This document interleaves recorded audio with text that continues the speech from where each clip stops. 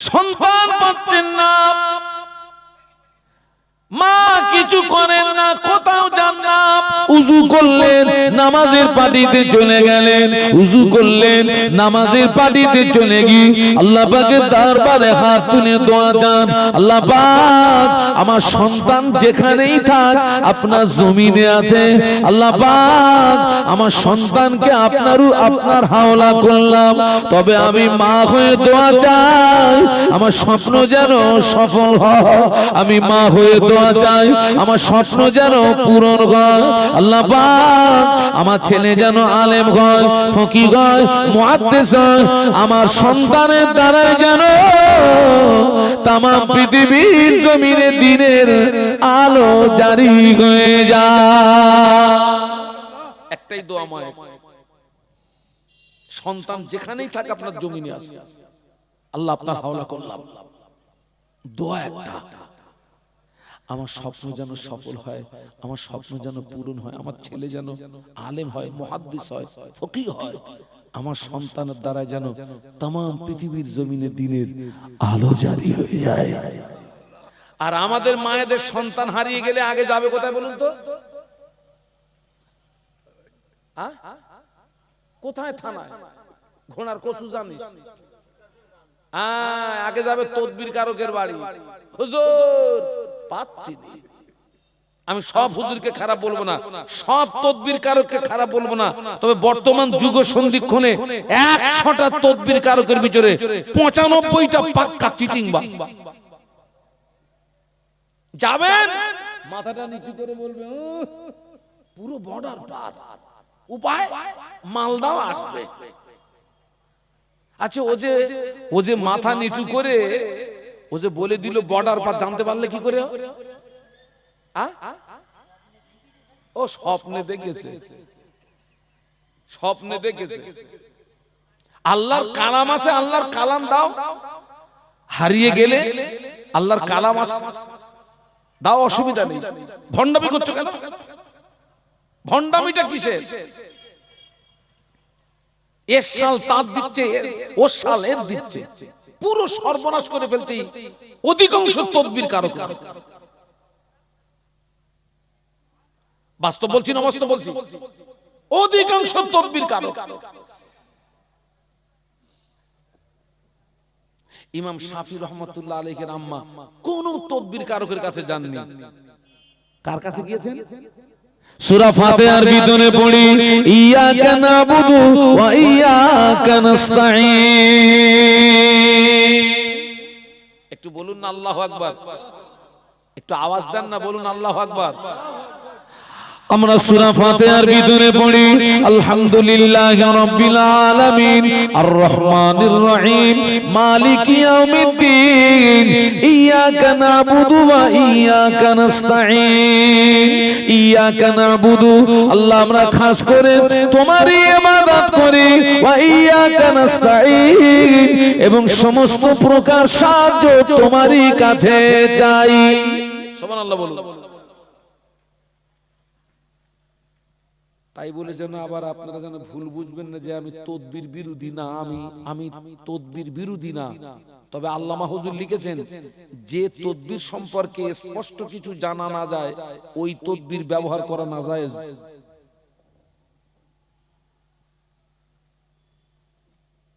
নাম বলবো না, কোন এক আপনার তদবির কারকের মাদুলির ভিতর থেকে তদবির বার করে খুলে দেখে ওই আপনার তেলা পোকার পায়ে কালি মাখিয়ে যদি কাগজের উপর আপনার ছেড়ে দেওয়া হয় তো কিরম হবে? তো শুধু ওই রকম শুধু পেন দিয়ে ঘাসানো, ওই মাল নেওয়ার জন্য হাজার হাজার টাকা দিচ্ছে মানুষ। হাবড়া, আপনার জায়গাটার নাম ময়না, হাবড়া ময়না। একজন অমুসলিম ব্যক্তি কি একটা গাছ দেয়, তবে সেই গাছ নিতে গেলে ওদের দেবতার কাছে গিয়ে আপনাকে প্রণাম করতে হবে, রোগ সারবে। হাজি সাহেব, গাজী সাহেব, হ্যাঁ হাজি সাহেব, গাজী সাহেব, মুসলমান নারী পুরুষ পুরো ঈমান বিক্রি করে বাড়ি আসছে। আমি আপনাকে নাম বলে দিলাম, একদম তার পাশেই মাহফিল করলাম, আমি 2 ঘন্টা মাহফিল করলাম, আমার যতটা জানা ছিল পুরো ভাঁড় উবুর করে দিয়ে এসেছি, যা হবে আজ। নামাজ বাদ দিয়ে কাতারে দাঁড়িয়ে আছে, জুমার নামাজ বাদ দিয়ে, পাকা পাকা দাড়িওয়ালা, টুপিওয়ালা, এবং সেখানে ওই গাছ মানতে গেলে তারাই নারী হোক আর পুরুষ হোক, কারোর পায়ে বেঁধে দিচ্ছে, কারোর পেটে বেঁধে দিচ্ছে, কারোর বুকি বেঁধে দিচ্ছে, ওরাই বেঁধে দেবে।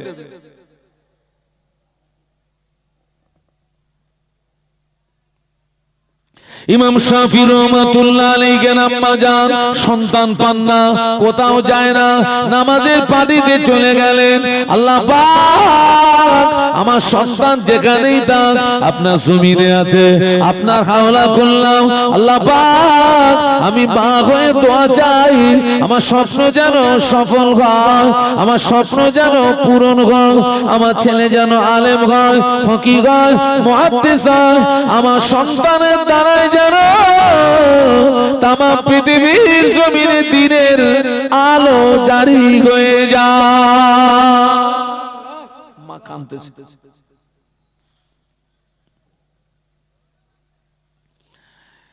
ইমাম শাফি রহমাতুল্লাহ আলাইহির ওস্তাদ হচ্ছেন ইমাম মালিক রহমাতুল্লাহ আলাইহি। ইমাম শাফি রহমাতুল্লাহ ওস্তাদ কে বলেছি? ইমাম মালিক রহমাতুল্লাহ আলাইহি। উনি ওখান থেকে ইলমে হাদিস, ইলমে তাফসীরের জ্ঞান অর্জন করলেন, ওখান থেকে বাগদাদ শরীফে চলে গেলেন, ইলমে ফিকহের জ্ঞান অর্জন করলেন। এই যে ইলমে হাদিস, ইলমে তাফসীর, ফিকহের জ্ঞান অর্জন করতে মাঝখানে বেশ লম্বা একটা সময় চলে গেছে। মায়ের সঙ্গে সন্তানের কোনো বলুন বলুন কোনো দেখা নেই। মা শুধু কি করছেন? দোয়া করছেন, আল্লাহ আমার স্বপ্ন যেন সফল হয়, আল্লাহ আমার স্বপ্ন যেন পূরণ হয়।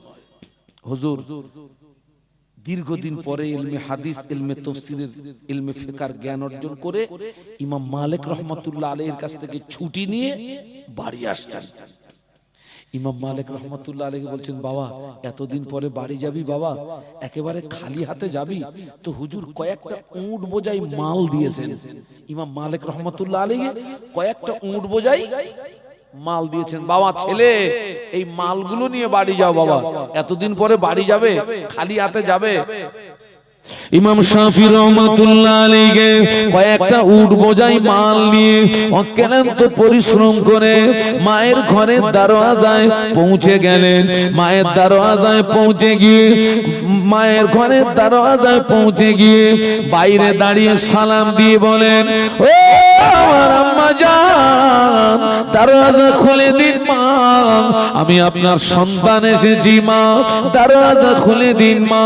মা ভিতর থেকে সালামের জবাব দিয়ে বলেন, ও বাবা ছেলে, এতদিন পরে ফিরে এসেছো, শুকরিয়া আল্লাহ পাকের দরবারে। তবে আমি তোমাকে জিজ্ঞাসা করি মা হয়ে, এতদিন পরে এসেছো, কি নিয়ে এসেছো বাবা, কি নিয়ে এসেছো বাবা? আম্মা জান, আমি কয়েকটা উট বোঝাই মাল এনেছি। বাবা এই যে তো গাড়িটা গেল, কি হুজুরের গাড়ি? হ্যাঁ, সকলে একটু তাকবীর দেন তো, নারায়ে তাকবীর, জোরে বলুন নারায়ে তাকবীর।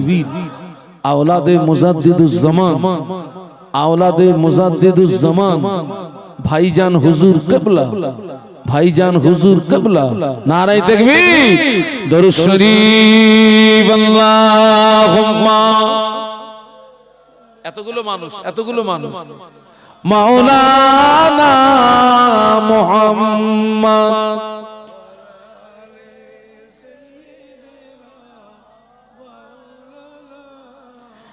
इन हवाओं से कह दो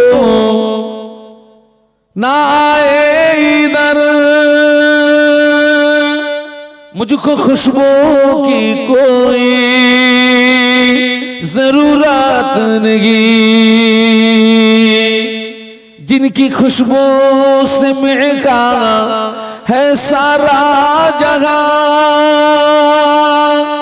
वो खुशबू मदीने में मौजूद है।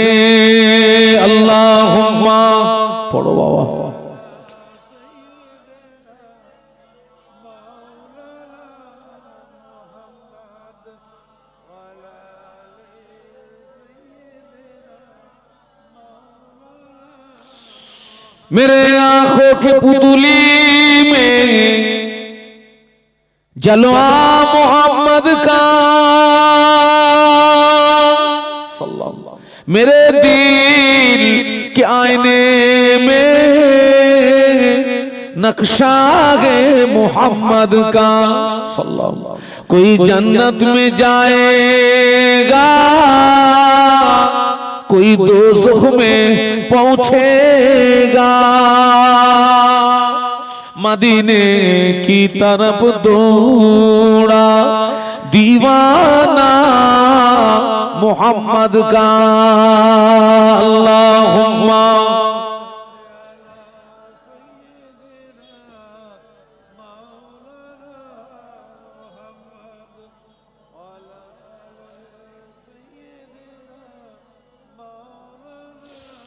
সবাই মিলে একটু বলি আল্লাহু আকবার। আপনাদের কি কষ্ট হচ্ছে নাকি? আওয়াজ এত স্লো কেন? জবান খুলে বলি আল্লাহু আকবার।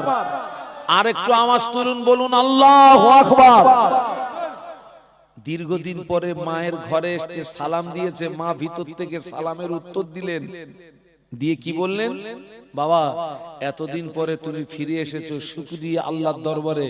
তবে আমি তোমার মা হয়ে জিজ্ঞাসা করছি, এতদিন পরে এসছো বেটা, কি নিয়ে এসছো? আম্মা জান আমি কয়েকটা উট বোঝাই মাল এনেছি মা।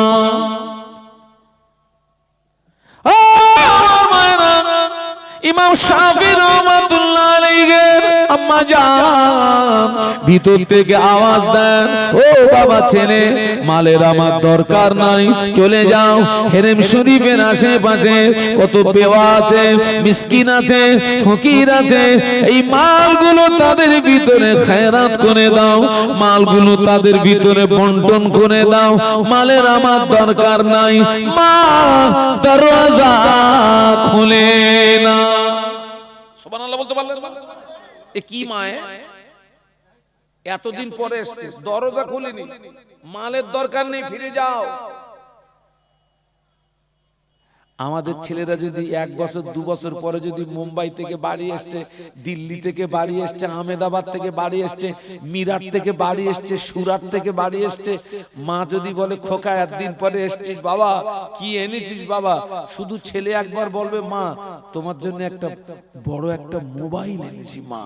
আমাদের অধিকাংশ মায়ের কলিজা ঠান্ডা হবে না? হবে না? হ্যাঁ ঠিক করেছিস বাবা, ঠিক করেছিস, পুরো কন্দ ঠান্ডা হয়ে গেছে।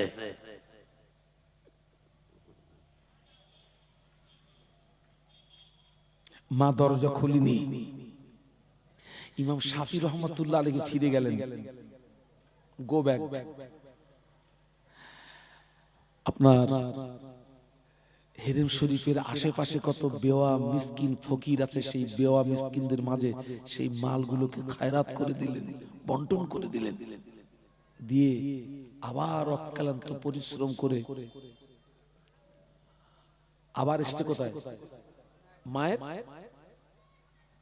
আবার বাইরে থেকে সালাম দেন, ও আম্মা জান, ও আমার আম্মা জান, দরওয়াজা খুলে দিন মা, আমি আপনার সন্তান এসেছি মা।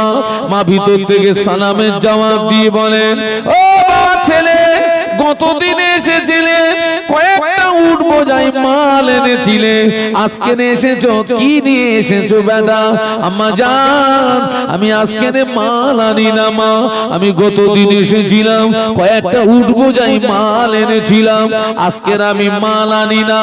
ও আমার আম্মা জান, আজকে আমি আলেম হয়ে, ফকিহ হয়ে, মুহাদ্দিস হয়ে আপনার ঘরের দরওয়াজায় ফিরে এসেছি।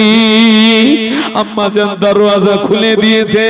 আম্মা জান দরওয়াজা খুলে দিয়ে বেটাকে বুকের ভিতরে জড়িয়ে ধরে বলেন, ও ছেলে, তুমি যা জানো না তুমি যখন আমার পেটে ছিলে আমি একটা স্বপ্ন দেখেছিলাম আমার পেটের ভিতর থেকে একটা আলো বেরিয়ে ওই আলোটা আসমানের দিকে উঠে গেল ওই আলোতে গোটা আসমানটা আলোকিত হয়ে গেল আমি হেরেম শরীফের ইমামদের কাছে তাবিজ জানতে গিয়েছিলাম হেরেম শরীফের বড় বড় ইমামরা বলেছিলেন মা ওই মা এই স্বপ্ন যিনি দেখেছেন ওই মহিলার গর্ভে নিশ্চয়ই সন্তান আছে ওই মহিলাকে সাবধানে থাকতে বলবেন ওই মহিলা যেন বিহুরমতি না হয়ে যায় ও মা ওই মহিলার গর্ভে যে সন্তান আছে ওই সন্তান ভূমিষ্ঠ হওয়ার পরে হাফেজ হবে আলেম হবে ফকিহ হবে মুহাদ্দিস হবে ওই সন্তানের দ্বারা তাম পৃথিবীর জমিনে দিনের আলো জারি হয়ে যাবে বেটা তুমি জানো না আমি তোমার মা সব সময় আল্লাহর দরবারে দোয়া চাই আল্লাহ পাক আমার স্বপ্ন যেন সফল হয় আল্লাহ পাক আমার স্বপ্ন যেন পূরণ হয় আল্লাহ আমার ছেলে যেন হাফেজ হয় আলেম হয় ফকিহ হয় মুহাদ্দিস হয় আমার সন্তানের দ্বারাই যেন তাম পৃথিবীর জমিনে দিনের আলো জারি হয়ে যায় ও ছেলে আল্লাহ আমার স্বপ্ন সফল করেছেন আল্লাহ আমার স্বপ্ন পূরণ করেছেন আল্লাহ আমার স্বপ্ন সফল করে পূরণ করে তোমাকে আলেম বানিয়ে ফকিহ বানিয়ে মুহাদ্দিস বানিয়ে আমার ঘরের দরজায় ফিরিয়ে দিয়েছে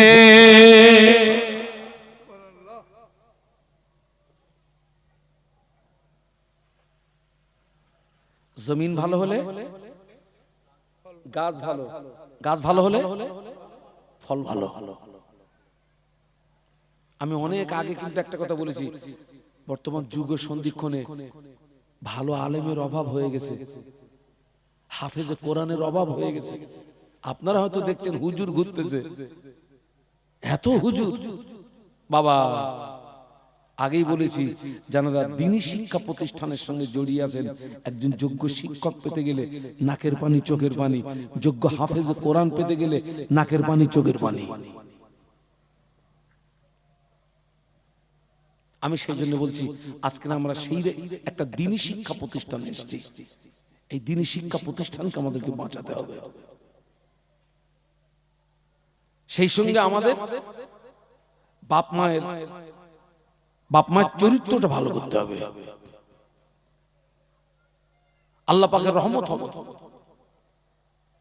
আল্লাহ পাকের রহমত হবে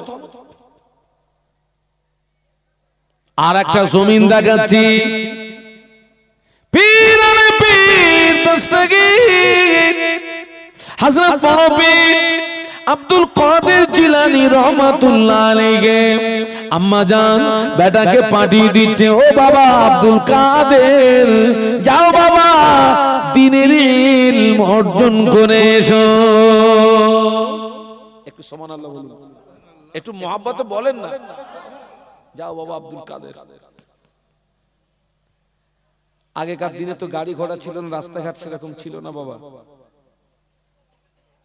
একটা কাফেলার সঙ্গে হুজুরের আম্মা জান একটা কাফেলার সঙ্গে ছেলেকে পাঠিয়ে যাও মাদ্রাসায় যাও আব্দুল কাদের কোথায় যাও মাদ্রাসায় যাও দ্বীনের ইলম অর্জন করে এসো বেটা যাও আম্মা জান 40টা সোনার মুদ্রা নিয়ে বেটার জামার বগলের নিচে সুন্দর করে সেলাই করে দিয়ে আপনার কাফেলার সঙ্গে পাঠিয়ে দিচ্ছে আম্মা জান বিদায় বেলা আব্দুল কাদেরকে ডেকে বললেন বেটা আব্দুল কাদের আমি তোর মা তোকে আল্লাহর হাওলা করলাম তবে বাবা আব্দুল কাদের আমি তোর মা বিদায় বেলা একটা কথা তোকে বলবো ও বাবা আব্দুল কাদের জীবনে যেন মিথ্যা কথা বলবি না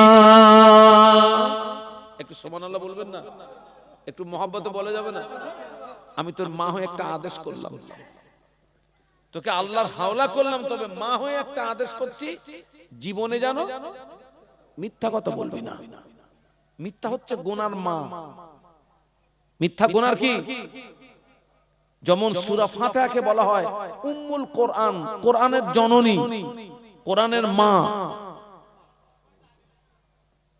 আজকে আমাদের দ্বারা আমাদের ছেলে মেয়েরা মিথ্যা শেখে না, শেখে না?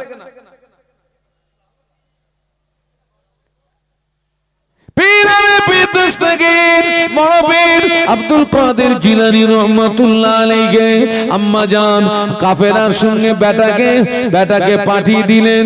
কাফেলার সঙ্গে দিয়ে বললেন, বাবা আব্দুল কাদের, আল্লাহর হাওলা করলাম, তবে আমি তোর মা, বিদায় বেলা একটা আদেশ করছি।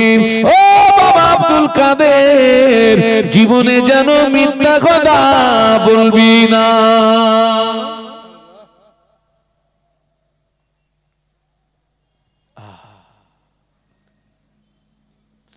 কাফেলা চলতে চলতে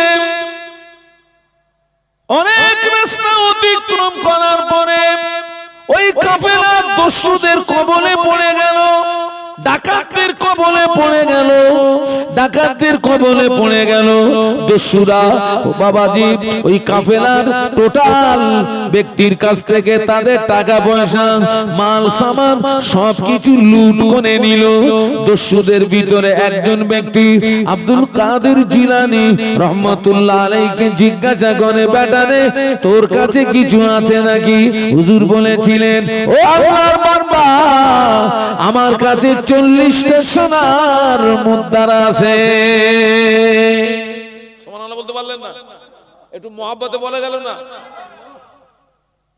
তখন কিন্তু ডাকাতরা কি করছে?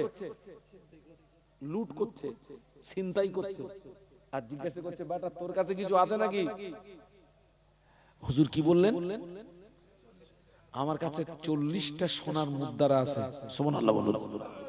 কিছুক্ষণের জন্য ধরুন ওই জায়গাটায় আমরা মনে করুন এইসব আমরা সব ওদিকে সব আপনাদের কাছ থেকে লুট তারা হচ্ছে, ডাকাতরা সব ছিনিয়ে নিচ্ছে, ধরেছে আমার। হুজুর কিছু আছে নাই? মাল আছে আমার কাছে।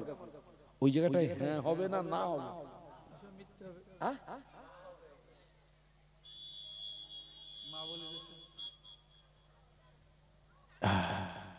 আমাদের ইমানের পাওয়ার আলাদা তো চাচা, আমাদের ইমানের পাওয়ার আলাদা, বিশাল পাওয়ার। আল্লাহ আল্লাহ। দস্যুদের ভিতরে যে সর্বপ্রথম হুজুরকে জিজ্ঞাসা করলো, সে ঠিক ঠিক আপনার দস্যুদের ভিতরে যে সর্বপ্রথম জিজ্ঞাসা করলো, এই কথা শুনে কথাটা বিশ্বাস হলো না। আরেকজন দস্যুদের ভিতরে আরেকজন জিজ্ঞাসা, বেটা তোর কাছে কিছু আছে নাকি? একই কথা, আমার কাছে কি আছে? 40টা সোনার মুদ্রা আছে। খবরটা চলে গেল লিডারের কাছে, যে অমুক বাচ্চাটা একই কথা বলছে, ব্যাপারটা কি? দস্যুদের লিডার ডেকে বলে, বেটা তোর কাছে কিছু আছে নাকি? পীর আরে পীর দস্তগীর বড় পীর আব্দুল কাদের জিলানী রহমাতুল্লাহ আলাইহি বললেন, ও আল্লাহর বান্দা, আমার কাছে 40টা সোনার মুদ্রা আছে। একই কথা, কোথায় আছে? হাত উঁচু করলেন। আমার এই জামার বগলের নিচে আমার আম্মা জান সেলাই করে দিয়েছে। ও ছেলে, তুমি তো জানো আমরা দস্যু, তুমি তো জানো আমরা ডাকাত, আমরা লুট তারাজ করছি, ছিনতাই করছি, তুমি কেন এটা গোপন করলে না? কেন তুমি প্রকাশ করলে?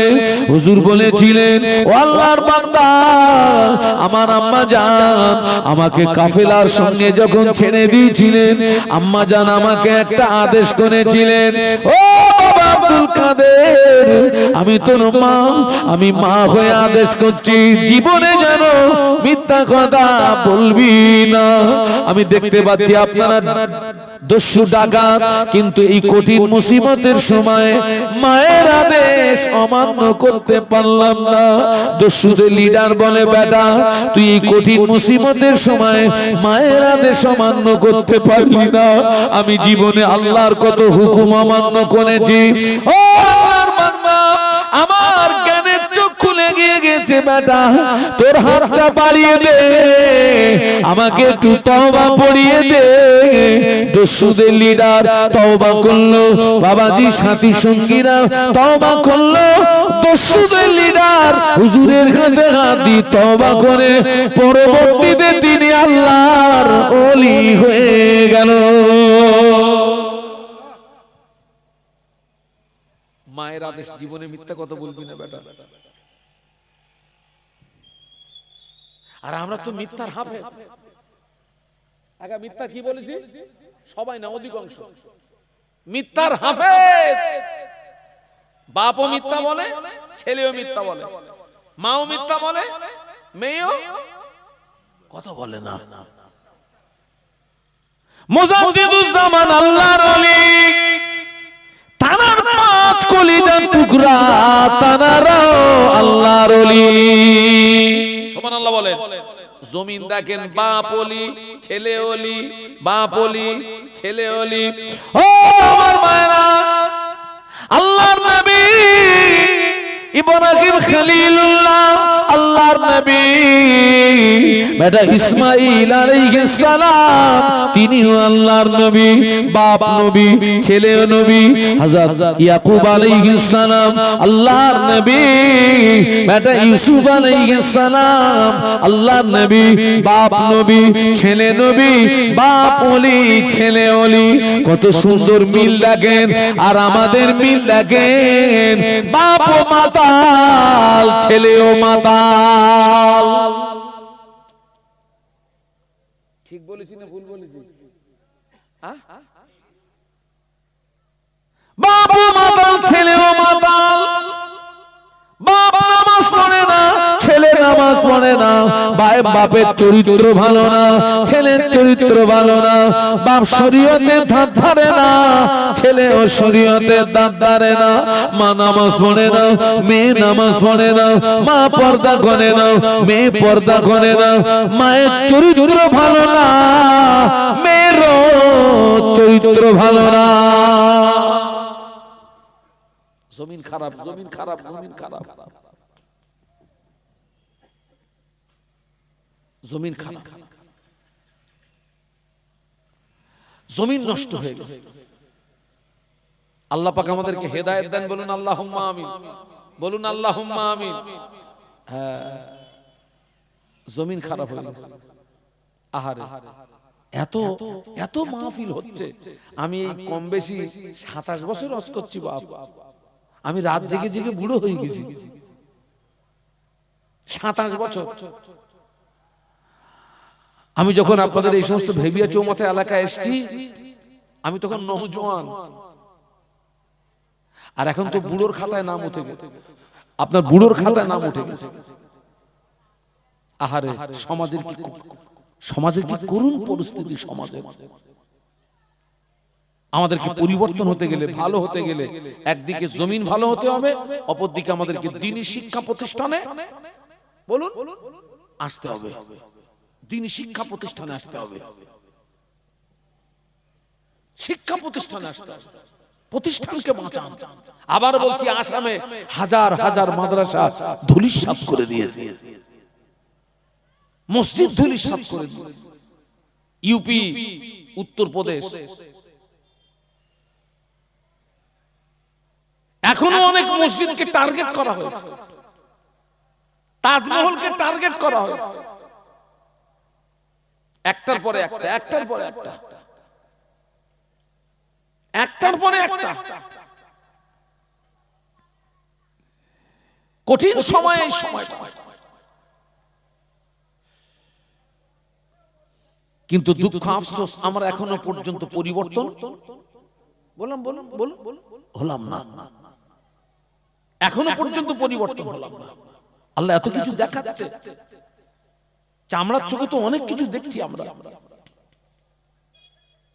আমরা এখনো পর্যন্ত পরিবর্তন হতে আমরা পারলাম না। এটা দুঃখ, এটা আফসোস, এটা কষ্ট, এটা বেদনা।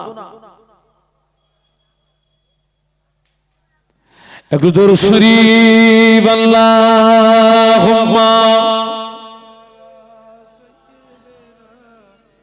মাওলানা মুহাম্মদ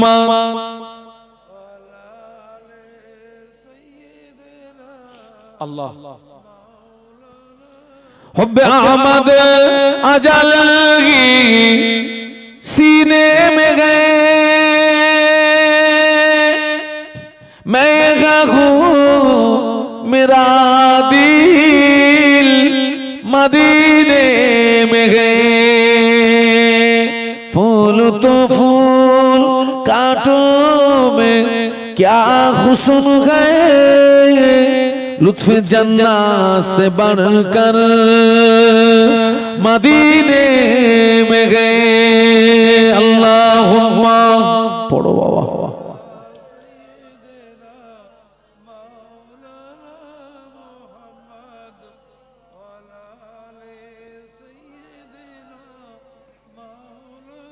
माशाअल्लाह एक तो कलेमार जिकिर ला इलाहा इल्लल्लाह माशाअल्लाह माशाअल्लाह ला इलाहा इल्लल्लाह কালেমা সঙ্গের সাথী কালেমা গোরের বাতি কালেমা বিনা নাই কো গতি পড়ো কালেমা দিবারাতি বলো লা ইলাহা ইল্লাল্লাহ লা ইলাহা ইল্লাল্লাহ মুহাম্মাদুর রাসূলুল্লাহ আল্লাহুম্মা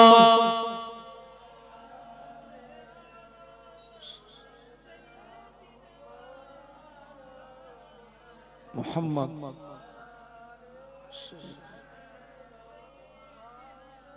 একটু বলুন না আল্লাহু আকবার আর একটু জবান খুলে বলেন না আল্লাহু আকবার আল্লাহ নবী ১৫০০ বছর আগে নূরের জবানে বলে গেলেন মুরু আওলাদাকুম বিসসালাতি ইদা বালাগু সাবান ওয়াদরিবুহুম ইদা বালাগু আশরান আও কামা ক্বালা আলাইহিস সালাম আল্লাহ নবী বললেন তোমার ছেলে মেয়ের বয়স যখন হবে ৭ ওকে নামাজের কথা বলো ছেলে নামাজ পড়ো মেয়ে নামাজ পড়ো ৭ থেকে ১০ পর্যন্ত মুখে বুকে বলো ১০ অতিক্রম হয়ে গেলে ছেলে যদি নামাজ না পড়ে মেয়ে যদি নামাজ না পড়ে আল্লাহ নবী বললেন অদরিবুহুম তুমি তাকে মারো বাবা আল্লাহ নবী হযরত মুহাম্মদ সাল্লাল্লাহু আলাইহি ওয়াসাল্লাম ছেলে মেয়েকে নামাজের কথা বলতে বলেছেন আপনার কত বছর বয়স থেকে বলুন বলুন ৭ থেকে ১০ মুখে মুখে বাবা ছেলেকে বাপ বলা যায় না যায় না বাপ নামাজটা পড় বাপ মেয়েরে মা বলা যায় না যায় না মা নামাজটা পড় মা রাসূল বলেছেন ৭ থেকে ১০ এইভাবে ১০ অতিক্রম হয়ে গেলে ছেলে মেয়ে নামাজ না পড়লে রাসূল বললেন অদরিবহুম তুমি তাকে কি করো মারো দায়িত্বটা কার বাপ মার একজন বলছে হুজুর আপনি তো আপনার মতন বলতেছেন হুজুর ছেলের নামাজের কথা বললে ওজন রোকে ওজন চাচা ছেলের বয়স কত তো বলছে ২৭ বছর আমি বলছি ও তো রুকেছে আপনারে মুগুর পেটা করে নি ভাগ্য ভালো আপনার তো মার খাওয়া ফরজ হয়ে গেছে সুন্নত না নফল না মার ফরজ হুজুর এত বড় কথা আমি বলে আরে চাচা নবী তো বলেছেন ৭ বছর বয়স থেকে বলতে আপনি তো বলছেন এ তো সুন্নত না নফল না ফরজ হয়ে গেছে এই দেখেন আমি বাজারে যাচ্ছি বাজারে আমার স্ত্রী আমাকে বলছে শোনো বাজারে যাচ্ছ যাও আসার সময় একটা মালসা এনো মালসা আপনারা মালসা চেনেন না মালসা এনো আমি বাজারে গিয়ে সব আমার দায়িত্ব মিটিয়ে যখন ফিরছি তখন স্ত্রীর কথা মনে পড়েছে এখন ও বলেছে মালসা আমি ভুল করে শুনেছি কলসি কি শুনেছি বাবা কলসি যারা আপনার ওই কলসি মালসা তৈরি করে ওদের কি বলে কুমোর সোজা কুমোরের দোকানে গিয়ে দেখি আপনার দোকানের একদম সামনে এইরকম বড় একটা ফেস্টুন মারা আছে, আর ফেস্টুনে লেখা আছে যে মাল, এক কথা যে মাল বিক্রি হয় ও মাল ফেরত হয় না, বিক্রিত দ্রব্য ফেরত হয় না। এই কথাটা বেশি লেখা থাকে আপনার যেখানে চায়না মাল বিক্রি হয় ওই জায়গাটা বেশি লেখা থাকে বিক্রিত দ্রব্য ফেরত হয় না। কারণ চায়না মাল এই দেখো ভালো, এই কি আপনারে পুরো সুইচ টিপে দেখিয়ে দিচ্ছে এই দেখো কিরাম জ্বলতেছে, আপনি কিনে নিয়ে দোকানের গেটের বাইরে গিয়ে টিপতেছেন তা ঘোড়ার কিছু জ্বলে না। ওই জন্য লেখা রয়েছে বিক্রিত দ্রব্য ফেরত হয় না। তো আমি দেখি আপনার কুমুরের দোকানে এরকম লেখা আছে, একই কথা। আমি বললাম বাবা তোর দোকানে তুই যা পারিস লিখে যা, আমার দরকার নেই, তুই আমার কি দে না। স্ত্রী চেয়েছিল, আমি শুনেছি কলসি নিয়ে যেই বাবা বাড়ি গেছি, আমি যা অজ জানি তার জানে অজ শুরু। এতদিন পরে বাজারে গেলে তাও তোমার ভুল, তোমার মতন পুরুষ লোকের নিয়ে সংসার কেন? কারণ কি? আর তোমার আনতে বলেছে কি তুমি আনলে কি হয়েছে? আরে আমি তো বলেছিলাম মালসা, তুমি তো এনে মরেছো কলসি। আমি বললাম গেজাগেজি করার কি আছে, মাল এনে দিলে হলো। আমি কলসিটাকে নিয়ে গো ব্যাক ফিরে গিয়েছি, উদ্দেশ্য এই কলসিটারে ফিরিয়ে দিয়ে গিয়ে যেই দোকানে গিয়েছি, ভাই এইটা ফিরিয়ে দিয়ে একটা মালসা দেন। বলছে ফেস্টুন দেখেন ওখানে কি লেখা আছে, মাল ফেরত নেই। তো আমি বললাম ভাই ঠিক আছে তোর মাল ফেরত নিতে হবে না, এ কলসিও তুই তৈরি করেছিস, মালসাও তুই তৈরি করেছিস। তো আমি খুব একটা মুসিবতে পড়ে গেছি ভাই রে, খুব মুসিবতে পড়ে গেছি আমি। তো তুই আমাকে একটা উপকার কর, আমার এই কলসিটারে ভেঙে একটা মালসা করে দে। পারবে? কেন? ও তো একদম আপনার ওই কুমুর তো একদিন কলসি থেকে মালসা, মালসা থেকে হাঁড়ি, হাঁড়ি থেকে সরা, সরা থেকে গেলাস, যা ইচ্ছা তাই করেছে। কখন? মাল যখন নরম ছিল, নরম ছিল, কিন্তু ওরে তৈরি করে রৌদ্রে শুকনো করে আগুনে পুড়িয়ে মাল পুরো পেকে ঝুনো। ও চাচা, চাচা কাঁসায় ধরুনি, ঝুনোই ধরুছ।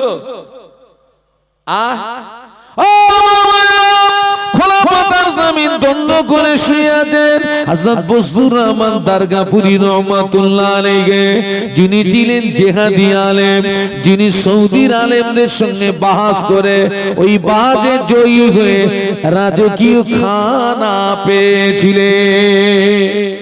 একটু মহব্বতে বলা যাবে না? বজলুর রহমান দারগাপুরী রহমাতুল্লাহ আলাইহি, হুজুরের বয়স তখন 7 বছর, 7 বছর, 7 বছর।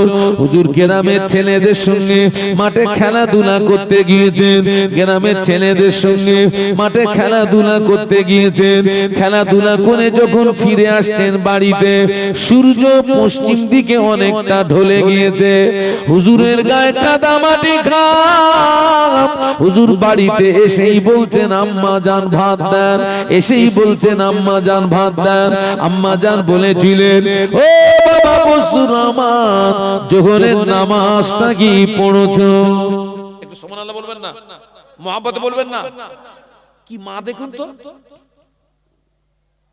ছেলে বলছে কি দেন, মা কি বলছেন? বজলুর রহমান জোহরের নামাজ পড়েছো? এতটুকু দায়িত্ব আমরা অনেকে পালন করি? বলুন বলুন, এতটুকু দায়িত্ব।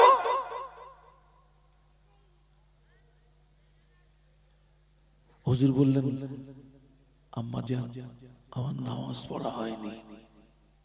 হুজুরের আম্মা জান বলেছিলেন ও বাবা বজলুর রহমান, তুমি কি জানো না তোমার মা কোনো বেনামাজিকে ভাত দেয় না? হুজুর বললেন আমি মনে করলাম আমার আম্মা আমাকে এই পর্যন্ত বলে রেহাই দিয়ে দেবে, ছেড়ে দেবে, কিন্তু হলো না। আম্মা আমায় বললেন ও বাবা বসুর রহমান দাঁড়িয়ে যাও। হুজুর বললেন আমি দাঁড়িয়ে গেলাম। আমার আম্মা জান কোথা থেকে দুটি ইট আনলেন, আমার আম্মা জান কোথা থেকে দুটি ইট এনে আমায় বললেন ও বাবা বসুর রহমান হাত দুটো সোজা করো। হুজুর বললেন আমি হাত দুটো সোজা করলাম। আমার আম্মা জান আমার দুই হাতে দুটো ইট তুলে দিলেন। ইট তুলে দিয়ে বললেন ও বাবা বসুর রহমান ইট যদি পড়ে যায় শাস্তি আরো দ্বিগুণ হবে। 7 বছরের ছেলে। হুজুর বললেন আমার হাত থেকে ইট পড়ে গেল, আমি থরথর করে কাঁপছিলাম, চোখের পানিতে নাকের পানিতে একাকার হয়ে গেল। আম্মা জান আমাকে ওই দৃশ্য দেখে আম্মা বললেন ও বাবা বসুর রহমান যাও গোসল করো। হুজুর বললেন আমি গোসল করলাম। আম্মা জান বললেন বাবা বসুর রহমান যোহরের নামাজ আদায় করো। হুজুর বললেন আমি যোহরের নামাজ আদায় করলাম। তারপরে আম্মা আমায় খানা দিলেন। হুজুর বললেন আমি খানা খেলাম। হুজুর বর্ণনা করেন ওই দিন থেকে আমি বসুর রহমান আমার জীবনে কোনোদিন এক নামাজ কাজা হয় নাই। একটু জোরে বলেন না, একটু মহব্বতে বলেন না। দায়িত্ব কার? কেউ হয়তো ঘুরিয়ে বলবেন হুজুরের আম্মা এত নিষ্ঠুর, 7 বছরের ছেলের হাতে ইট তুলে দিয়ে অত্যাচার করেছে। আমি কিছুক্ষণের জন্য আপনার মতটাকে সমর্থন করলাম। হ্যাঁ, 7 বছরের ছেলের হাতে ইট তুলে দিয়ে যদি অত্যাচারও হয়, কিন্তু ওই 5 মিনিটের অত্যাচারে ওই ছেলেটার জন্য কোটি কোটি বছরের জাহান্নামের আগুনটা হারাম হয়ে গেছে। একটু মহব্বতে বলুন।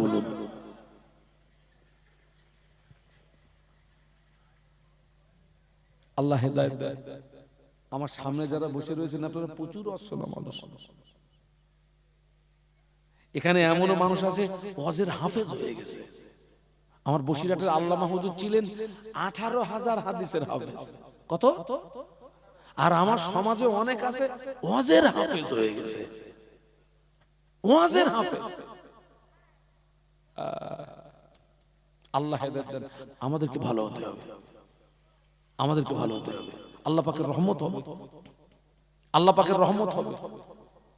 আহা, আর একটা জমিন দেখুন, আল্লাহর ওলি শাহ ফরিদউদ্দীন রহমাতুল্লাহ আলাইহি, আল্লাহর ওলি শাহ ফরিদউদ্দীন রহমাতুল্লাহ আলাইহি হুজুরের উপরে তো কোনো নামাজ ফরজ হয় নাই। মা ছেলেকে নামাজে তালিম দেওয়ার জন্য আম্মা জান ছিলেন আবেদা জাহেদা, আম্মা জান ছিলেন আবেদা জাহেদা। আম্মা জান নামাজে রক্ত হলে আম্মা জান দুটি নামাজের পাটি নিয়ে বিছিয়ে দিতেন। একটাই নিজে দাঁড়াতেন আর একটা ছেলের হাত ধরে দাঁড় করিয়ে দিতেন। ও বাবা আব্দুল, ও বাবা আমার ছেলে এসো আমরা দুইজন একই সঙ্গে আল্লাহর নামাজ আদায় করে নি। ও বাবা শাহ ফরিদউদ্দীন এসো বাবা আমরা একই সঙ্গে আল্লাহর নামাজ আদায় করে নি। কিন্তু শাহ ফরিদউদ্দীন রহমাতুল্লাহ আলাইহি উনি ছিলেন খুবই মিষ্টি ভক্ত। আম্মা জান একটু মিষ্টি নিয়ে নামাজের পাটির কিনারায় দিয়ে রাখতেন। নামাজ হয়ে গেলে আম্মা জান ছেলেকে বলতেন ও বাবা, আম্মা জান ছেলেকে ডেকে বলতেন ও বাবা শাহ ফরিদউদ্দীন তোমার নামাজের পাটিটা তুমি গুটিয়ে নাও। হুজুর নামাজের পাটি গুটিয়ে থাকে, নামাজের পাটির তলায় মিষ্টি পাওয়া যায়। হ্যাঁ, সেই আলেমের অভাব হয়ে গেছে আজকের সমাজে। আপনারা হয়তো সাধারণ মানুষ দেখেন এত আলেম ওলামা ঘুরছে, এত হুজুর ঘুরছে, হুজুর আলাদা, বক্তা আলাদা, আলেম আলাদা। এই আলেমের যে কতটা অভাব যারা প্রতিষ্ঠানের সঙ্গে যুক্ত আছেন তারা বুঝতে পারছেন। একটা প্রতিষ্ঠানে একজন যোগ্য শিক্ষক নিয়োগ করতে গেলে নাকের পানি চোখের পানি হয়ে যায়। একটা ভালো শিক্ষক পাওয়া যায় না, ভালো আলেম পাওয়া যায় না। মুরব্বি ওইভাবে বসতে নেই। মুরব্বি যদি আপনার পায়ের অসুবিধা হয় তাহলে অসুবিধা নেই। একজন হাফেজে কোরআনের কত অভাব জানেন সমাজে? হাফেজে কোরআনের কত অভাব আপনারা সাধারণ মানুষ জানেন না, যারা প্রতিষ্ঠান চালায় তারা জানে। একটা প্রতিষ্ঠানে মনে করুন 5টা শিক্ষকের প্রয়োজন, 5টা যোগ্য হাফেজ সাহেবের প্রয়োজন। 5 জন যোগ্য হাফেজকে তালাশ করতে গেলে, পেতে গেলে চোখের পানি নাকের পানি হয়ে যায়। আজকে আপনারা সৌভাগ্যবান যে আজকে আপনাদের গ্রামে একটা দ্বীনি প্রতিষ্ঠান গড়ে উঠেছে, আলহামদুলিল্লাহ বলুন, যেখানে দিন রাত আল্লাহর কোরআন তেলাওয়াত হবে। আর যে জায়গাতে দিন রাত আল্লাহর কোরআন তেলাওয়াত হয়, ওই জায়গাতে আল্লাহ পাকের আসমান থেকে রহমত এবং বরকত নাজিল হয়। একটু বলুন না সুবহানাল্লাহ। কোন কারণবশত আপনার প্রতিষ্ঠানটা মাঝখানে বন্ধ হয়ে গেল, তাই না? মাসখানে কি আপনার মাস দুয়ের মতো এই যে প্রতিষ্ঠান বন্ধ হয়ে গেল, এই বন্ধ হওয়ার পিছনে কিন্তু টুপিওয়ালা জড়িয়ে, টুপিওয়ালা দাড়িওয়ালা জড়িয়ে, টুপিওয়ালা দাড়িওয়ালা জড়িয়ে। প্রতিষ্ঠান বন্ধ হলো সুটওয়ালা শার্টওয়ালার জন্য নয়, এই প্রতিষ্ঠান বন্ধ হলো কার জন্য? এক শ্রেণীর টুপিওয়ালা দাড়িওয়ালার জন্য। আবার আল্লাহ পাকের শান, আপনারা গ্রামবাসী সার্বিক সহযোগিতা দিয়ে, আমার হাসানুর ভাই আছেন, জুম্মান ভাই আছেন, আলিম ভাই আছেন, সবাই আবার সম্মিলিতভাবে আবার সেই পরিবেশটাকে আপনারা আবার গড়ে তুলেছেন, আলহামদুলিল্লাহ। আমি আপনাদেরকে সৎ পরামর্শ দেব, সৎ পরামর্শ দেব।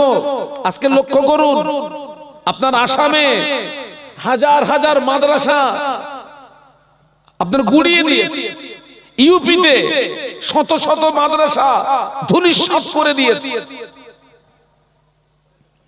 বাস্তব বলছি না অবাস্তব বলছি?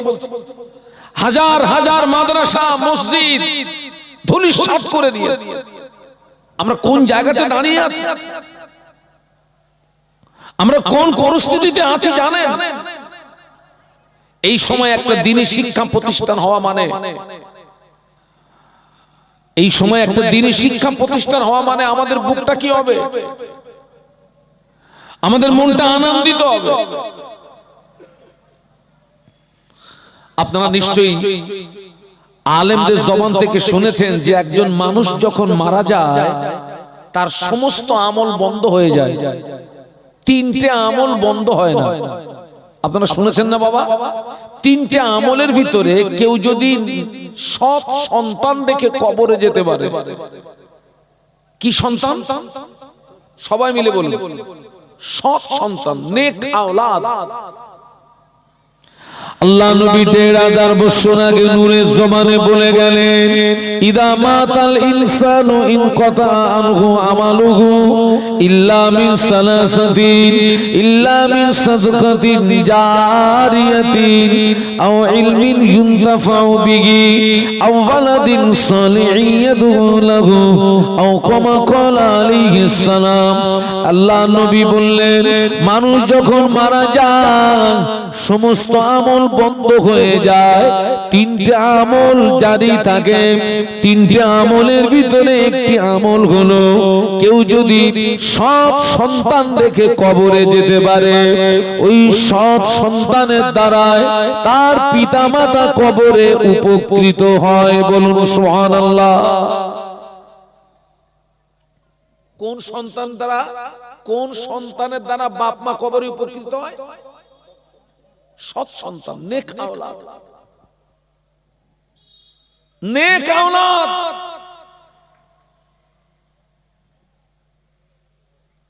আর সৎ সন্তান হতে গেলে, নেক আওলাদ হতে গেলে তার ভিতরে দ্বীনি শিক্ষার, আপনার দ্বীনি শিক্ষা থাকার প্রয়োজন আছে না নেই? আছে না? আল্লাহ রাসূল বলেছিলেন তলাবুল ইলমি ফারিদাতুন আলা কুল্লি মুসলিমিন ওয়া মুসলিমা আও কামা ক্বালা আলাইহিস সালাম। আল্লাহ নবী বললেন প্রতিটা মুসলিম নরনারীর জন্য দ্বীনের ইলম অর্জন করা ফরজ। প্রত্যেকটা মুসলিম নরনারীর জন্য দ্বীনের ইলম অর্জন করা কি ফরজ। দ্বীনের ইলম অর্জন করা ফরজ।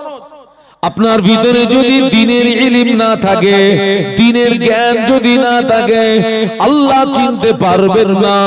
আপনার ভিতরে দ্বীনের জ্ঞান যদি না থাকে, নবী চিনতে পারবেন না। আপনার ভিতরে যদি দ্বীনের জ্ঞান না থাকে, জাহান্নাম থেকে নিজের জীবন বাঁচাতে পারবেন না। আপনার ভিতরে যদি দ্বীনের জ্ঞান না থাকে, আপনি জান্নাতের রাস্তা চিনতে পারবেন না। আজকে আমরা যে প্রতিষ্ঠানের আঙিনায় এসেছি, যে দ্বীনি শিক্ষা প্রতিষ্ঠানের আঙিনায় এসেছি, এখানে সেই দ্বীনের ইলম বিতরণ করা হয়। বলুন সুবহানাল্লাহ, একটু মহব্বতে বলুন না। এই সেই দ্বীনি শিক্ষা প্রতিষ্ঠানে এসেছি আমরা। হাজারো প্রতিষ্ঠান বানাবো। আল্লাহ নবী ১৫০০ বছর আগে বলেছিলেন খায়রুকুম মান তাআল্লামাল কুরআন ওয়া আল্লামা আও কামা ক্বালা আলাইহিস সালাম। আল্লাহ নবী বললেন তোমাদের ভিতরে ওই ব্যক্তি হলো উত্তম যে কোরআন শেখে এবং অপরকে কোরআন শিক্ষা দেয়। একটু বলুন সুবহানাল্লাহ।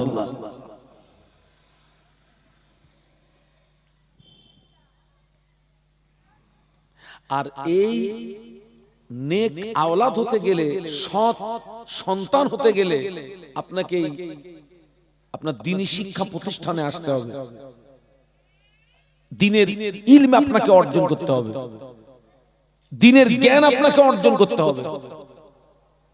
আজকের এই দ্বীনের ইলম আমাদের নারী পুরুষ অনেক মানুষের ভিতরে নেই বলে নামাজে ভুল, রোজায় ভুল, হজে ভুল, যাকাতে ভুল, দান খায়রাতে ভুল, তাসবিহ তেলাওয়াতে ভুল, ভুল ভুল আর ভুল। একটা সৎ সন্তানের কত দাম, নেক আওলাদের কত দাম। আসমানের নিচে জমিনের উপরে যত সম্পদ, আসমানের নিচে জমিনের উপরে যত সম্পদ, এই সম্পদগুলো যদি এক পাল্লায় চাপিয়ে দেওয়া হয়, একটা সৎ চরিত্রবান সন্তানকে যদি অপর পাল্লায় চাপিয়ে দেওয়া হয়, সৎ সন্তানের পাল্লাটা ভারী হয়ে যাবে। একটু মহব্বতে বলুন। আসমান জমিনের নিচে, আপনার আসমানের নিচে জমিনের উপরে যত সম্পদ, এই সম্পদ যদি এক পাল্লায় চাপিয়ে দেওয়া হয়, আর একটা সৎ চরিত্রবান সন্তানকে যদি অপর পাল্লায় চাপিয়ে দেওয়া হয়, এক মুহূর্তের ভিতরে ওই সৎ চরিত্রবান সন্তানের পাল্লাটা ভারী হয়ে যাবে। একটু জোরে বলুন। আসমানের নিচে জমিনের উপরে যত সম্পদ, এই সম্পদ যদি এক পাল্লায় রাখা হয়, একটা সৎ চরিত্রবান সন্তানকে যদি অপর পাল্লায় রাখা হয়, ওই সৎ চরিত্রবান সন্তানটা আল্লাহ পাকের দরবারে কবুল হয়ে যাবে।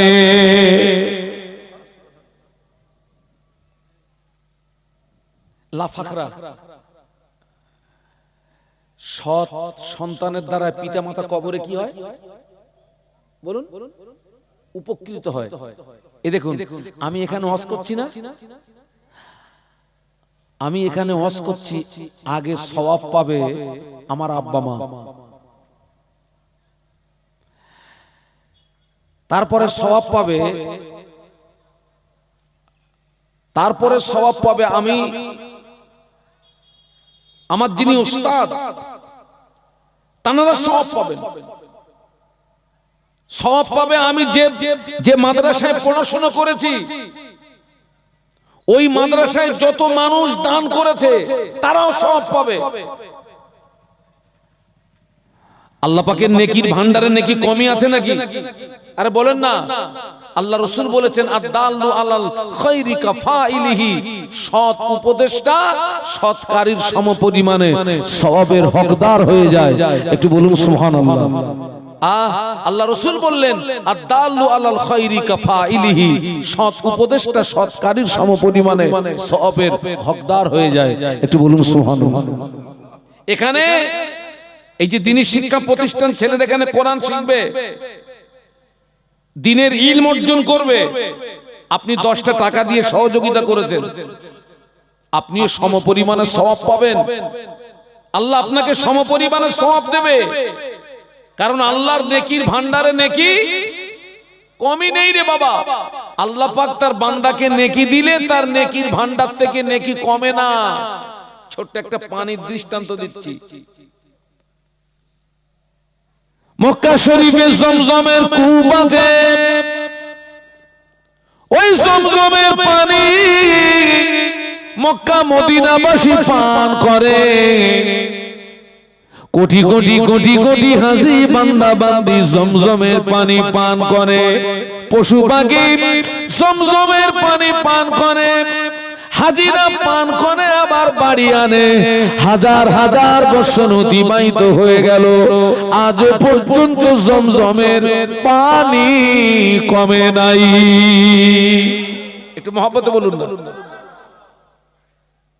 জমজমের পানি যদি না কমে, আল্লাহ পাকের রহমতের পানি, বরকতের পানি, নেয়ামতের পানি, আল্লাহ বান্দাকে নেকির ভান্ডার থেকে নেকি দিলে আল্লাহর নেকির ভান্ডার থেকে নেকি কমে যায় না। তো আজকে আমরা যে দ্বীনি শিক্ষা প্রতিষ্ঠানে এসেছি, এখানে সৎ সন্তান তৈরি হয়, নেক আওলাদ তৈরি হয়। তবে এই নেক আওলাদ তৈরি করতে গেলে, সৎ সন্তান আপনাকে তৈরি করতে গেলে, শুধু আপনার ছেলেকে শিক্ষা প্রতিষ্ঠানে দিলে হবে না। যেমন শিক্ষা প্রতিষ্ঠানে দিতে হবে, তার আগে জমিনটা ভালো হওয়া চাই। জমিন মানে বলুন বলুন, বাপ মা। জমিন যদি ভালো হয় গাছ ভালো হবে, গাছ যদি ভালো হয় ফল ভালো হবে। একটু বলুন না আল্লাহু আকবার। আর একটু আওয়াজ তুলুন। জমিন যদি ভালো গাছ ভালো হবে, গাছ যদি ভালো হয় ফল ভালো হবে। আজকের বিশ্বাস করুন, আজকের আমার সমাজে কিন্তু সৎ সন্তান কমে গেছে, নেক আওলাদ কমে গেছে। কেন কমে গেছে? অধিকাংশ জমিন নষ্ট হয়ে গেছে, অধিকাংশ বাপের চরিত্র নষ্ট হয়ে গেছে, অধিকাংশ মায়ের চরিত্র নষ্ট হয়ে গেছে। বাপের চরিত্র নষ্ট হয়ে গেছে, মায়ের চরিত্র নষ্ট হয়ে গেছে। যার কারণে আমার সমাজে সৎ সন্তানের সংখ্যা কমে গেছে, নেক আওলাদের সংখ্যা কমে গেছে। আগে আল্লাহর ওলি হতো, এখন আর ওলি হচ্ছে? পীর গৌস কুতুব, আল্লাহু আকবার। সেজন্য আমি আপনাদেরকে বলবো, মাহফিল না হয় না হোক, মাহফিল বন্ধ হয়ে যাক, কিন্তু দ্বীনি শিক্ষা প্রতিষ্ঠানকে বাঁচাতে হবে। এবং আরো একটা কথা বলবো, 3টে জায়গাতে রাজনীতি আনবেন না। মসজিদ, মাদ্রাসা আর মাহফিলে ওয়াজ, এই 3টে জায়গাতে দলবাজি আনবেন না, রাজনীতি ঢোকাবেন না। কারণ অনেক প্রতিষ্ঠান দলবাজি করে প্রতিষ্ঠান বন্ধ হয়ে গেছে, অনেক মসজিদ দলবাজি করে ক্ষতি হয়ে গেছে, অনেক মাহফিল দলবাজি করে জন্মের মতো বন্ধ হয়ে গেছে। পার্টি করবি, বাড়ি করবি, রাজনীতি করবি, বাড়ি করবি, এই 3টে জায়গায় রাজনীতি আনবেন না, পার্টি আনবেন না। ঠিক বললাম না ভুল বললাম? আনবেন না।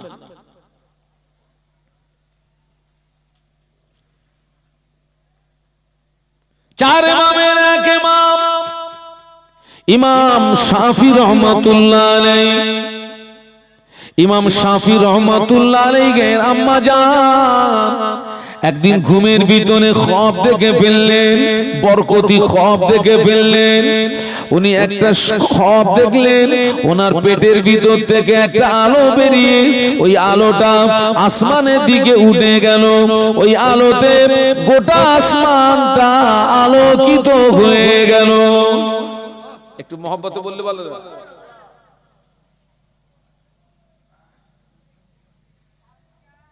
ইমাম শাফি রহমাতুল্লাহ আলাইহি হুজুরের আম্মা জান স্বপ্ন দেখলেন। কি স্বপ্ন দেখলেন? ওনার পেটের ভিতর থেকে একটা আলো বেরিয়ে ওই আলোটা আসমানের দিকে উঠে গেল, আর ওই আলোতে গোটা আসমানটা বলুন বলুন আলোকিত হয়ে গেল। হ্যাঁ,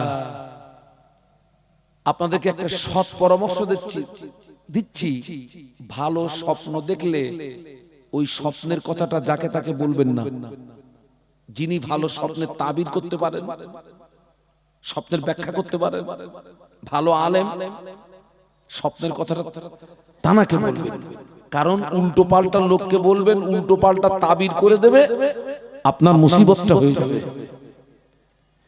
ইমাম শাফি রহমাতুল্লাহ আলাইহির আম্মা স্বপ্নটা দেখার পরে হেরেম শরীফের বড় বড় ইমামদের কাছে চলে গেলেন। হেরেম শরীফের বড় বড় ইমামদের কাছে গিয়ে স্বপ্নের তাবিরটা জানতে চাইলেন। হেরেম শরীফের বড় বড় ইমামরা বলেছিলেন, মা আপনি সংবাদ নিয়ে দেখুন, যে মহিলা এই খ্বাব দেখেছেন নিশ্চয়ই ওই মহিলার গর্ভে সন্তান আছে। ও মা, ওই মহিলাকে সাবধানে থাকতে বলবেন, ওই মহিলা যেন বিহুরমতি না হয়ে যায়। ওই মহিলার গর্ভে যে সন্তান আছে, ওই সন্তান ভূমিষ্ঠ হওয়ার পরে হাফেজ হবে, আলেম হবে, ফকিহ হবে, মুহাদ্দিস হবে। ওই সন্তানের দ্বারা তাম পৃথিবীর জমিনে দ্বীনের আলো জারি হয়ে যাবে। স্বপ্নটাও যেমন, স্বপ্নের ব্যাখ্যাটাও বলুন বলুন একটু সুবহানাল্লাহ বলুন। আমাদের স্বপ্ন সব আলাদা, আমরাও তো স্বপ্ন দেখি। আমাদের স্বপ্ন সব কি আলাদা স্বপ্ন। আমার জওয়ান যুবক ছেলেরা কত স্বপ্ন দেখে। ইমাম শাফি রাহমাতুল্লাহ আলাইহির আম্মা স্বপ্নের তাবির জানার পরে বাড়ি আসলেন। বাড়ি এসে উযু করলেন, 2 রাকাত শুকরিয়ার নামাজ আদায় করলেন। 2 রাকাত শুকরিয়ার নামাজ আদায় করে নামাজের পাটিতে চলে গেলেন। নামাজের পাটিতে চলে গিয়ে শুকরিয়ার নামাজ আদায় করলেন। আল্লাহ পাকের দরবারে হাত তুলে দোয়া চাইছেন, আল্লাহ পাক আমার স্বপ্ন যেন সফল হয়, আল্লাহ পাক আমার স্বপ্ন যেন পূরণ হয়। সুবহানাল্লাহ বললাম। এই যে আমি একটু আগে বললাম আমার সমাজে সৎ সন্তানের সংখ্যা কমে গেছে, এর জন্য কারণ কি বলেছিলাম? জমিন খারাপ। ইমাম শাফি রহমাতুল্লাহ আলাইহির আম্মাজান স্বপ্নের তাবিজ জেনে খুশি হয়ে শুকরিয়ার নামাজ পড়ে হাত তুলে দোয়া করছেন। আর খবর নিয়ে দেখেন আমাদের ঘরের অধিকাংশ মায়েরা নামাজ পড়ে না। ঠিক না ভুল? অধিকাংশ মায়েরা নামাজ পড়ে না, আর অধিকাংশ বাপও নামাজ পড়ে না। পুরো শুকলো কাঠ।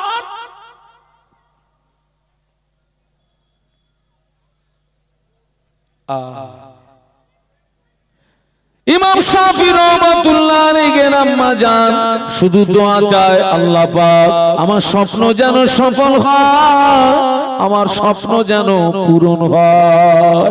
আল্লাহ রাসূল বলেছেন, পিতামাতা যখন সন্তানের জন্য দোয়া চায়, ওই দোয়াটা সরাসরি আল্লাহ পাকের দরবারে কবুল হয়ে যায়। আব্বা আম্মার দোয়া, পিতা মাতার দোয়া, মা দোয়া চাইছেন কার জন্য? সন্তানের জন্য, সন্তানের জন্য। আল্লাহ আমার স্বপ্ন যেন সফল হয়, আল্লাহ আমার স্বপ্ন যেন পূরণ হয়। আমরা কটা দিন দোয়া করেছি বলুন তো আল্লাহর দরবারে, আল্লাহ আমার আমার ছেলে যেন নামাজি হয়, আল্লাহ আমার ছেলে যেন রোজাদার হয়, আল্লাহ আমার ছেলে যেন দিনদার হয়, আমার ছেলে যেন আলেম হয়, আমার ছেলে যেন হাফেজ হয়। ওই দোয়াটা করি আর না করি, এই দোয়াটা করি, আল্লাহ আমার ছেলে যেন চাকরি পায়। কি পায়? কেন? বাপ বসে বসে খাবে। কত খাবা চাচা? কত খাবা? আজ পর্যন্ত পৃথিবীর জমিনে কেউ না খেয়ে মরেনি। জনমের খাওয়া খেয়েই মরেছে, না খেয়ে মরেনি কেউ। আমি আপনাদেরকে সৎ পরামর্শ দিচ্ছি, আল্লাহ রাসূল বলেছেন আদ-দুআ মুখুল ইবাদাহ, দোয়া হচ্ছে ইবাদতের মগজ। আল্লাহর কাছে দোয়া চাইবেন, আল্লাহ আল্লাহ আমার ছেলেকে নামাজি বানান, আল্লাহ আমার ছেলেকে রোজাদার বানান, আল্লাহ আমার ছেলেকে আলেম বানান, আল্লাহ আমার ছেলেকে হাফেজ বানান, আল্লাহ আমার মেয়েকে আলেমা বানান, হাফেজা বানান। দোয়া করবেন বাচ্চার জন্য, ছেলের জন্য। বাপ হয়ে দোয়া করবেন, মা হয়ে দোয়া করবেন।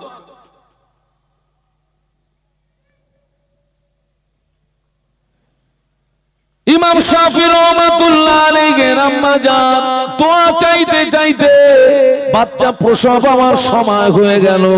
আল্লাহ পাক একটা সন্তান দিলেন। ওই ছেলেটা 10 বছরের ভিতরে পূর্ণ 30 পারা কোরআনের হাফেজ হয়ে গেল। মুহাব্বতে বলেন না।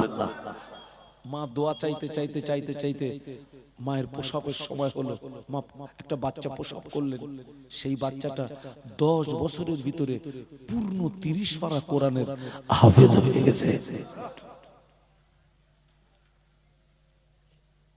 কি মা দেখুন তো, কি জমিন দেখুন তো। আর আমাদের অধিকাংশ মা দেখুন তো, মোবাইল খুললে বাংলাদেশের সব পরকিয়া পরকিয়া পরকিয়া। ও চাচা পরকিয়া বোঝেন? এখন আর মিটারে কারেন্ট নিচ্ছে না, হুপে মারতেছে, হুপে হুপে চালাচ্ছে।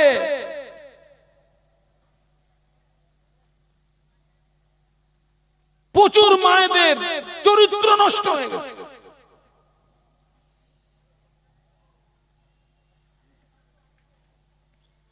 ইমাম শাফি রাহমাতুল্লাহ আলাইহি 10 বছরে পূর্ণ 30 পারা কোরআনের হাফেজ হয়ে গেলেন। হাফেজ হওয়ার পরে আম্মাকে না বলে লুকিয়ে লুকিয়ে মদিনা শরীফে চলে গেলেন। ইমাম মালিক রহমাতুল্লাহ আলাইহির কাছে চলে গেলেন। ইমাম মালিক রহমাতুল্লাহ আলাইহির কাছে ইলমে হাদিস, ইলমে তাফসীরের জ্ঞান অর্জন করলেন। ওখান থেকে বাগদাদ শরীফে চলে গেলেন, ইলমে ফিকার জ্ঞান অর্জন করতে চলে গেলেন। মাকে না বলে লুকিয়ে লুকিয়ে চলে গিয়েছেন, মা জানে না। বাবাজি মাকে না বলে লুকিয়ে লুকিয়ে দ্বীনের ইলম অর্জন করতে চলে গিয়েছেন। না বলে এই জন্য গিয়েছে, মা যদি আটকে দেয়, মা যদি যেতে না দেয়, এই জন্য মাকে না বলে লুকিয়ে লুকিয়ে চলে গিয়েছেন।